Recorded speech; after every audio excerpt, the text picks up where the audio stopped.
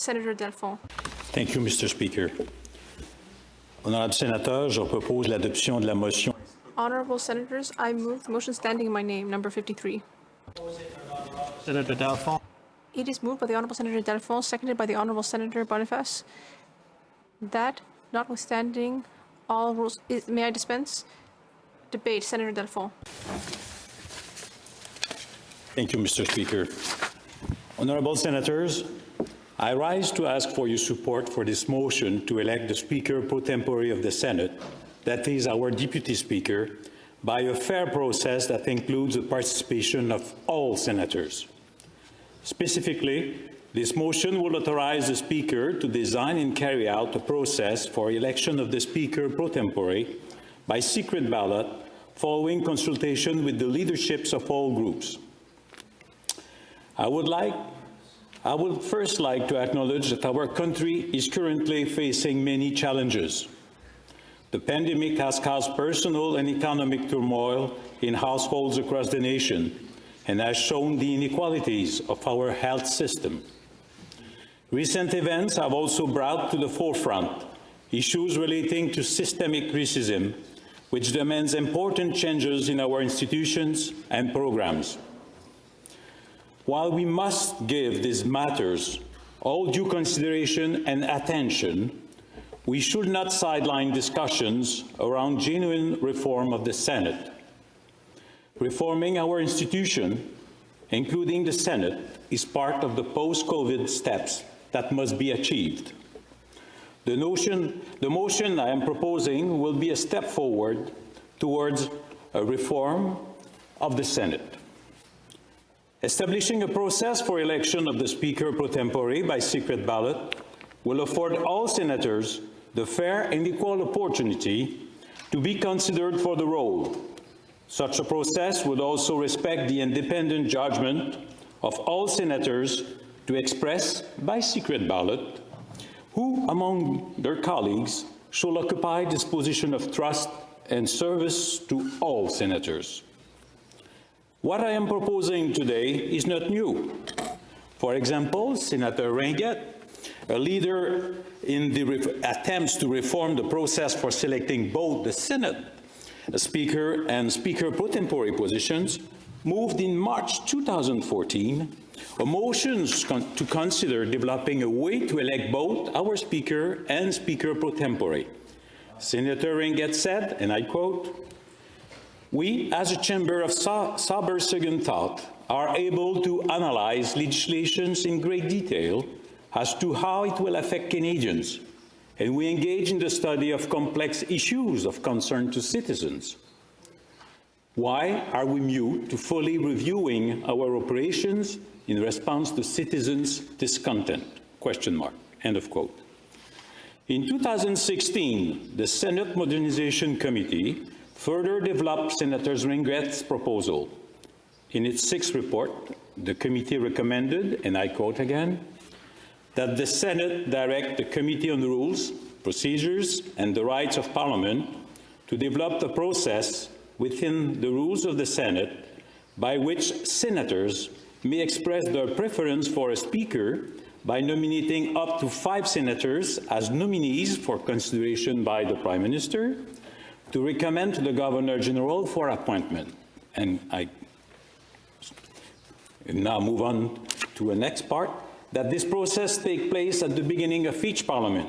And further, the committee said that the Senate direct the Committee on Rules, Procedures, and the Right of Parliament to recommend changes to the rules of the Senate to permit the Speaker pro tempore to be elected by Senators by secret ballot. End of quote. On November 2, 2016, Senator Tanis moved that the report be adopted. Senator Tanis then said, and I quote, "These more democratic approaches to the selection of the Speaker and the Speaker pro tempore make this an important set of recommendations.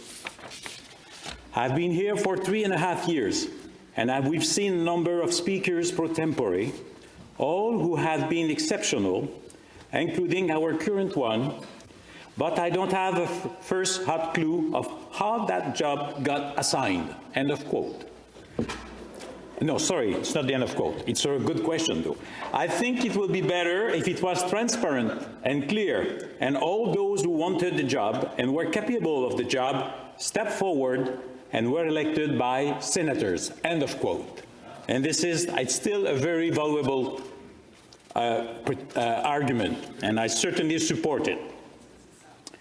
Unfortunately, during the remaining 2.5 years of the 42nd Parliament, this chamber did not have the opportunity to vote on this non-government committee report. But I still share the comments of Senator Ringuette, Senator Tanis, and all the other senators that were on the Modernization Committee that we must do that improvement.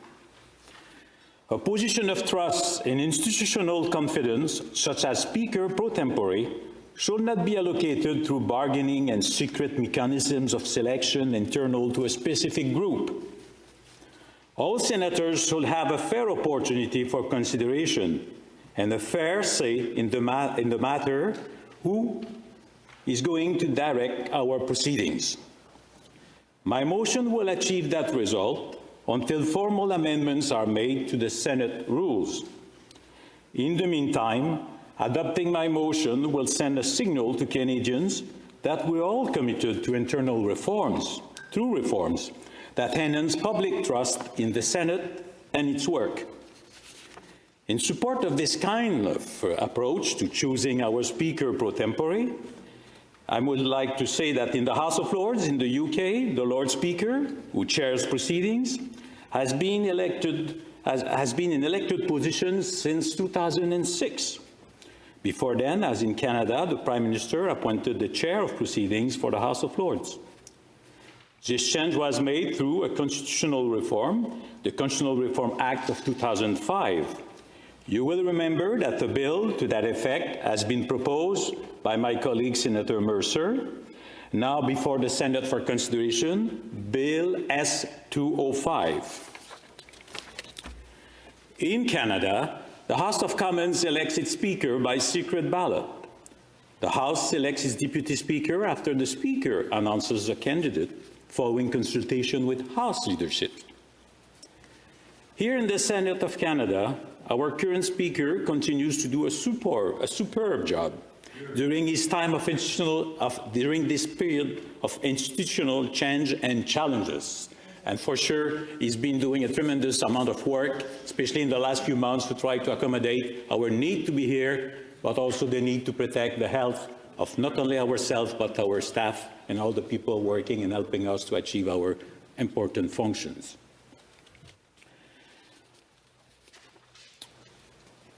We owe him a lot of gratitude and trust for his devoted service. However, I do see merit in the ideal of an elected Speaker eventually, if we have an amendment to our Parliament of Canada Act, and an idea that but also in the meantime that we look at the idea promoted by Senator Ringuette and Senator Tanis to elect our Deputy Speaker. And also to consider eventually the bill of my colleague Senator Mercer. I refer again to Senator Mercer's when he introduced his bill in second reading, and I quote, "In all the provinces and territories in Canada, the speakers are elected by the members of those legislatures. Of course, the House of Commons elects its Speaker. According to the research I have completed, the data contain information on the structures of 267 parliamentary chambers in all 191 countries where national legislatures exist. Of those, only the bicameral legislatures in Canada, Antigua, Barbuda, and Bahrain appoints their presiding officers." So it seems to be a kind of species which is really disappearing. However, in considering the mechanism of selecting the Speaker of this Senate, it is important to bear in mind constitutional considerations specific to the Canadian context. But this is not the case for the position of Speaker pro tempore. Only our rules apply, and only these rules may be amended. As we've seen on numerous occasions, It's easy to amend our rules or to put them aside. And so when there's a will, there's a way to do it. With the motion before us today, we have the opportunity right now to act in the spirit of a true reform and move in a tangible way towards the ideal that Senator Mercer has described. If we adopt these motions, this new process will represent an important progress in how we do business in this chamber as senators equal in all respect. By moving in this direction, we should adopt a process that brings more legitimacy to a position of trust. We could then look at formalizing this change in the rules of the Senate at a later date, as with some other needed rule changes currently in place through sessional order, such as minister's question period. While I have you here, we may also consider changing the title to Deputy Speaker rather than Speaker pro tempore. I did my Latin, but I don't think many people are still doing it. It's no longer part of the curriculum at school. So I'm not quite sure that people understand when we refer to the position of Speaker pro tempore. In closing, colleagues, let us show that we are truly committed to reforms. Today, we have an opportunity to move away from the traditional bargaining process between groups for paid positions and to put in place a process that is wanted by all those who believe sincerely in the equality between all senators and the need for reforms.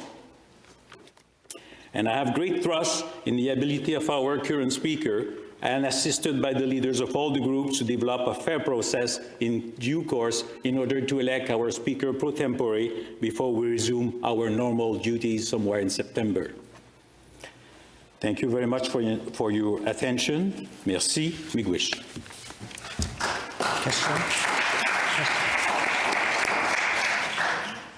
Senator Saint-Germain, a question?